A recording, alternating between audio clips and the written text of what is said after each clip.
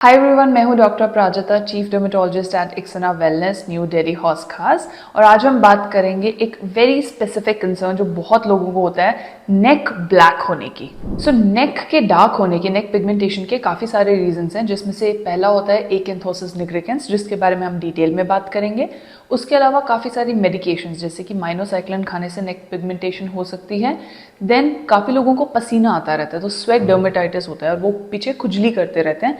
Scratch करने की वजह से भी स्वेट के कंडीशंस में, गर्मी की कंडीशंस में नेक पिगमेंटेशन हो सकती है।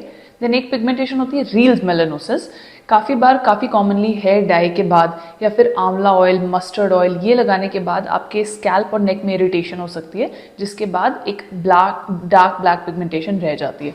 ये कुछ कॉमन रीजंस हैं नेक पिगमेंटेशन के। एंड ऑफ कोर्स टैनिंग, वो तो एक कॉमन रीजन इंडिया में होता ही है। आप भी यूट्यूब वीडियोस पर नेक पिगमेंटेशन को ट्रीट करने के तरीके देख देख के अपना चुके हैं और सब चीज़ों से परेशान हो चुके हैं, but thick velvety dark pigmentation है जो जा ही नहीं रही, then this video is for you। इतने सारे मैंने जो रीजंस बताए, मोस्टली इसमें से जो पिगमेंटेशन होती है वो किसी भी डीपिगमेंटिंग एजेंट और उसके साथ साथ सनस्क्रीन लगाने से कम हो जाती है। लेकिन एक ऐसी पिगमेंटेशन होती है नेक पे, एकेंथोसिस निग्रिकेंस, जो जाती ही नहीं है। तो उसके लिए क्या करना चाहिए? अब एकेंथोसिस निग्रिकेंस जो है, ये इतनी टफ क्यों है ये पिगमेंटेशन ट्रीट करनी? क्योंकि पहली बात तो ये पिगमेंटेशन होती ही नहीं है। एकेंथोसिस निग्रिकेंस एक तरह का मिसनोमर है, जिसका मतलब है कि उसके नाम में तो निग्रिकेंस काला होना है, लेकिन वो एग्जैक्टली पिगमेंट की वजह से कालापन नहीं है, वो आपकी सेल्यूलर लेयर्स बढ़ने की वजह से कालापन है। अब ऐसा क्यों हो रहा है? एकेंथोसिस निग्रिकेंस एक तरह के लाइफस्टाइल डिसऑर्डर्स होने की वजह से स्किन की मैनिफेस्टेशन है। मान लेते हैं कि आपका वेट थोड़ा सा एक्स्ट्रा है, या फिर आपको पीसीओएस है, या आपको थायराइड की प्रॉब्लम है।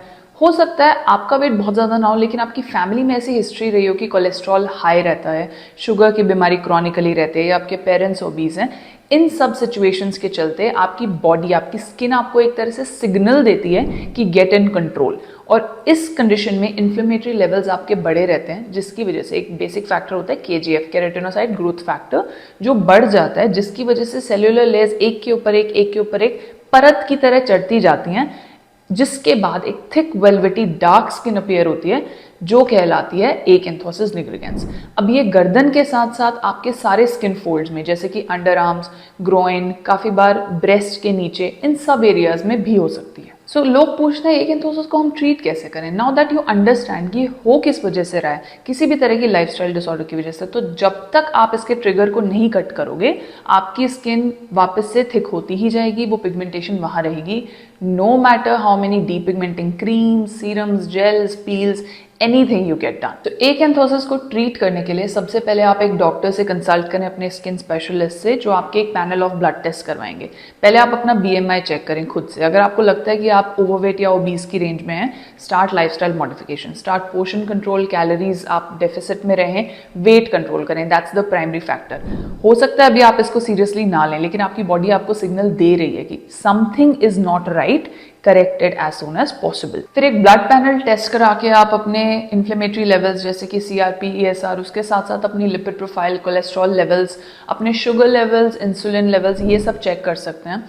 हो सकता है कुछ भी एबनॉर्मल ना हो, which is good thing, which means कि अभी बॉडी उस स्टेज में नहीं पहुंची है कि कुछ भी ओवर्टली एबनॉर्मल है। But still again this is a body sign, कुछ ना कुछ तो एबनॉर्मल है, तो लाइफस्टाइल मॉडिफिकेशंस तो आपको लाने ही पड़ेंगे अगर आपको एकेंथोसिस निग्रिकेंस है। जैसे मैंने स्टार्टिंग में बताया था कि ये एक तरह की पिगमेंटेशन नहीं है, ये एक तरह की सेल्यूलर लेयर्स हैं जो एक के ऊपर एक आ गई हैं। So exfoliating those layers while keep making sure that the rest of the area is not harmed is the main protocol of treatment. तो सबसे पहले अगर हम टॉपिकल्स की बात करें, तो एक 7 to 11% ग्लाइकोलिक एसिड का टोनर बहुत इजीली आपको मिल जाता है बाय ऑर्डिनरी और इंकी लिस्ट, और या फिर एक ग्लाइकोलाइट आता है। I will mention all these names in the caption as well. एक ग्लाइकोलिक एसिड आप 2 to 3 times in a week की फ्रीक्वेंसी से शुरू कर सकते हैं, जिसे आप फिर एवरी नाइट भी यूज कर सकते हैं if it is not irritating your skin.